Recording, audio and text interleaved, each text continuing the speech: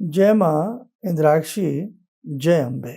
आज हम बात करने वाले हैं कुल देवी। आप लोग बहुत कई बार हमसे पूछते हैं हमारी कुल देवी कौन सी है। तो देखो, सबसे पहली बात, कुल देवी क्या है आइए आज हम आपको बताएंगे। आपके परिवार में आपके दादा दादी परदादा परदादी जिस शक्ति की पूजा करते आए हैं वही आपके कुल की देवी होती हैं, समझे। और कई बार ऐसा भी होता है कि हमारे दादा परदादा किसी ऐसी शक्ति से नहीं भी जुड़े होते, वो कुछ और भी पूजा कर रहे होते हैं या आपको ध्यान नहीं होता है, तो आप जिस देवी की साधना आराधना कर रहे हैं बस आप उन्हें अपनी कुल देवी समझें। कुल का वर्धन करने वाली, कुल को वर देने वाली, कुल को आनंदित करने वाली भगवती के अनेकों रूप हैं। दुर्गा, दुर्गाति शमनी, दुर्गद्वारिणी, दुर्गच्छेदिनी, दुर्ग साधिनी, दुर्ग नाशिनी, दुर्ग धारिणी, अनेकों रूप भगवती के हैं। अनेकों बीजों में भगवती बसती हैं। अम कम चम लम दम पम शम, अनेकों बीजों में भगवती बसती हैं। सहस्त्रों रूप बना करके भगवती विचरण करती हैं। बहुत लोगों का ये मानना होता है कि आपकी कुल देवी रुष्ट हो गई है, आपकी कुल देवी आपको सता रही हैं। ये कभी ऐसा मत सोचना। कुल देवी, कुल मां, आपके कुल की मां, क्या कभी बच्चों को मां सता सकती है? क्या कभी बच्चों को मां अभिशाप दे सकती है? क्या कभी बच्चों के दुखों पर मां प्रसन्न हो सकती है? सोचिए। बहुत लोग आपको मिसगाइड करेंगे, बहुत लोग आपको डराएंगे, और आप भी इतने शानदार व्यक्ति हैं कि उनकी इस प्रकार की बातों में आप आ जाते हैं। आप भी किसी के भाई हैं, आप किसी की मां हैं, आप किसी के पिता हैं। क्या आप अपने बच्चों को तड़फाएंगे? क्या आप अपने बच्चों को कि किसी भी दुख पर आपको प्रसन्नता हो सकती है? अरे, बच्चे को जरा सी चोट लग जाए, माता पिता परेशान हो जाते हैं। बच्चे को कुछ हो जाए, रात भर नींद नहीं आती है। पूरी जिंदगी दो बच्चों के नाम पर एक माता पिता गुजार देते हैं कि अब इनके लिए ये करना है, अब इनके लिए ये करना है, अब इनके लिए ये करना है। यहाँ तक भी कि अपने संसार से जुदा होने के बाद, मरने के बाद भी उनके नाम से इंतजाम कर करके रख जाते हैं। ऐसे करोड़ों लोग हैं जो माता पिता इस संसार में नहीं है, लेकिन उनका दिया ही वो खा रहे हैं। उनकी संपत्ति बेच बेच के अपना गुजारा कर रहे हैं। उनका बैंक बैलेंस आज आड़े दिनों में उनके काम आ रहा है।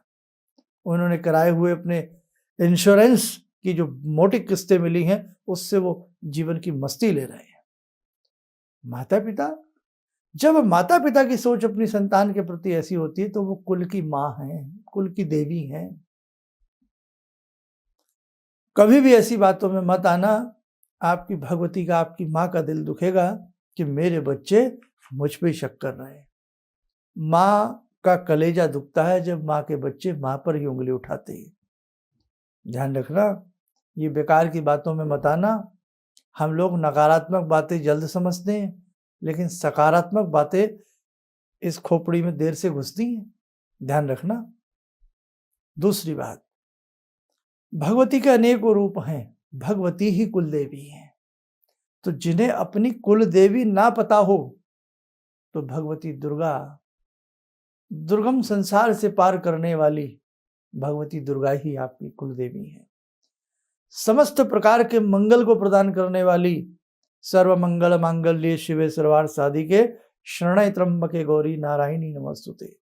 जयंती मंगला काली भद्रकाली कपालिनी, कितने नाम भगवती के हैं। ये भगवती ही आपकी कुल देवी है।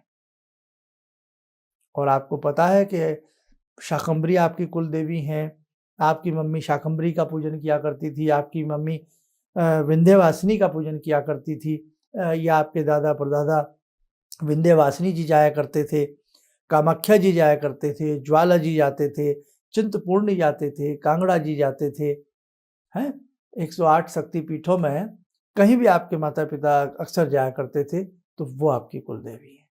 लेकिन रूप किसके हैं ये समस्त रूप भगवती के ही है। दुर्गा सप्तशती पढ़ी है ना आपने, है? जब किस प्रकार से असुर ने कहा कि हे भगवती, आप तो बड़ी माननी बनी हुई हैं, आप इतने सारे रूपों में हमसे युद्ध लड़ रही हैं और कहती हैं मैं अकेली हूं। तो भगवती ने क्या कहा, रे मूढ़ देख, ये सब मेरी ही शक्तियां हैं और देख मेरे अंदर ही समा रही हैं। धीरे धीरे वो समस्त शक्तियां भगवती के अंदर समा गई। यानी कि भगवती का रूप एक ही है, भगवती का नाम एक ही है, लेकिन वो अनेकों नामों में, अनेकों रूप में अपने भक्तों के लिए अपने नाना भांति के रूपों को धरती है। एक महिला है, वो किसी की माँ है, किसी की चाची लगती हैं, कोई उन्हें दादी कहकर के पुकारता है, कोई उन्हें काकी कहकर के पुकारता है, कोई भाभी कहकर के पुकारता है, कोई बुआ कहकर के पुकारता है, कोई मौसी कहकर के पुकारता है, कोई बहन कह के पुकारता है वो एक ही, लेकिन रूप कितने हो गए। ऐसे ही भगवती एक ही हैं। कोई उन्हें चिंतपूर्णी कहता है, कोई उन्हें रक्तदंतिका कहता है, कोई उन्हें भ्रामरी कहता है, कोई उन्हें शताक्षी कहता है, कोई उन्हें मीनाक्षी कहता है। एक ही रूप है। इसीलिए जिन्हें अपनी कुल देवी ना पता हो, वो अपना सर्वस्व, अपना जीवन भगवती की चरण शरण में गुजार दें। बस समझ लेना आपने अपनी कुल देवी के चरण पकड़ लिए है। भाई मेरा ये व्यक्तिगत मानना है, हो सकता है मैं गलत भी हूं, तो भाई हो सकता है, लेकिन जो मेरे मन के भाव थे वो मैंने आपको अपना समझ करके व्यक्त किए हैं। मेरा बच्चा भी मुझसे पूछे, अब जैसे मैं खुद भगवती का उपासक हूं, तो हमारी कुल देवी क्या हो गई, भगवती हो गई। आप बहुत लोग ऐसे हैं जिन्होंने हमसे दीक्षा ली है, हमने दीक्षा में भगवती का मंत्र दिया है। हालांकि इस मंत्र को आपको पता था, आप जानते थे, लेकिन जब गुरु से कोई मंत्र प्राप्त होता है, वो मंत्र चैतन्य हो जाता है, उस मंत्र की शक्ति बढ़ जाती है और साधक को, एक तरह से शिष्य को आज्ञा मिल जाती है उस मंत्र को पढ़ने की। कहीं कोई गलती बेसी भी होती है तो वो क्षमा अपराध में आ जाता है। इसीलिए अब आपकी कुलदेवी क्या हो गई, आपकी कुलदेवी भी भगवती हो गई, अम्बे रानी हो गई, इंद्राक्षी हो गई। तो बस जैसे आपने हमसे दीक्षा ली, जिन्होंने ली उनकी भगवती, उनकी कुलदेवी माँ अम्बे हो गई, ऐसे ही जो जिस रूप में भगवती को भजता है, जिस मंदिर में जाता है भगवती के जिस स्वरूप में, वही उनकी कुलदेवी है। और जिन्हें पता नहीं है तो वो दुर्गा भवानी को ही अपनी कुलदेवी समझा करे, या निकटतम कोई भी उनके मंदिर हो भगवती का, तो जो भी भगवती का स्वरूप हो उसे ही अपने निकटतम स्थान को कि वो वर्ण करें, चुने और उन्हें ही वो अपना कुल देवी का रूप देवे। एक चीज आपको और बताएं, हर अष्टमी जो भगवती की दुर्गा सप्तशती का पाठ करता है, भगवती ने स्वयं कहा है, अष्टमी में, नवमी में, 14 में, इन रात्रियों में, शाम के समय, संध्या के समय या प्रातःकाल भगवती की जो साधना करता है, जीवन के अनेकों प्रकार के आनंदों को प्राप्त करता है। आगे आगे बहुत सारी मैंने आपको बातें बतानी है। और एक बात और लास्ट में चलते चलते बता दूं, बहुत लोग ये कहते हैं कि हमने वैष्णो देवी नहीं गए, हमने कोई प्रसाद बोला था, कबूला था, हम नहीं चढ़ा पाए, तो हमें किसी ने कहा है कि आपसे भगवती रुष्ट हो रही हैं। अरे नादानो, दिमाग पे जोर तो लगाइए। क्या भगवती ऐसी हैं कि आपने उनको पान सुपारी नहीं चढ़ाया, एक गोला नारियल नहीं चढ़ाया तो भगवती आपसे नाराज हो जाएंगी? सोचो, आपके घर में माँ है, अगर माँ को आपने एक समय भोजन नहीं दिया, बाई द वे आप कहीं काम से चले गए या अपने काम में इतना व्यस्त हो गए, तो भगवती आपसे कुपित हो जाएंगी। बल्कि माँ ये कहेगी, अरे भाई मेरा बेटा है, आज तो बिजी बहुत है, चलो। तो माँ इतना जल्दी नाराज नहीं होती। भाई आप ऐसी ऐसी बातें ना समझा करें कि आपके पति की जॉब छूट गई तो भगवती ने छुड़वा दी। यानी कि जो पति के बॉस हैं उनके कानों में जाके कहा भाई इसको जॉब से हटा दे। ऐसा होता है? आपके घर में कोई बीमार हो गया, आपको दस्त लग गया, आप बीमार हो गए, गिर गए तो भगवती ने धक्का दे दिया। ऐसी छोटी सोच रखने वाले कभी भगवती की उपासना नहीं कर सकते। उनके मन में भगवती के प्रति प्रेम ही नहीं है, आस्था नहीं है। इसलिए भगवान के प्रति पहले आस्था बनाइए। आस्था है तो बंद दरवाजे में भी रास्ता है।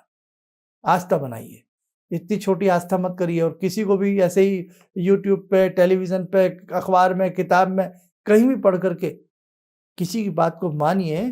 किसी सभा में गए हैं, कहीं कथा सुनने गए हैं, कुछ करने गए हैं, सुनिए, लेकिन अपने दिमाग पर भी जोर डालिए कि क्या ये वास्तविक बात है? आप पढ़े लिखे इंसान हैं, भगवान ने आपको मस्तिष्क दिया है, तो सारी बातें विचार करके तब आगे बढ़ा करें। लास्ट में इतना ही कह सकता हूँ कि ये माँ है, माँ को माँ ही समझें। माँ कभी किसी व्यक्ति की शत्रु नहीं हो सकती। आप स्वस्थ रहें, सुखी रहें। इन्हीं शुभकामनाओं के साथ हम अपनी वाणी को विराम देते हैं। जय जय अम्बे।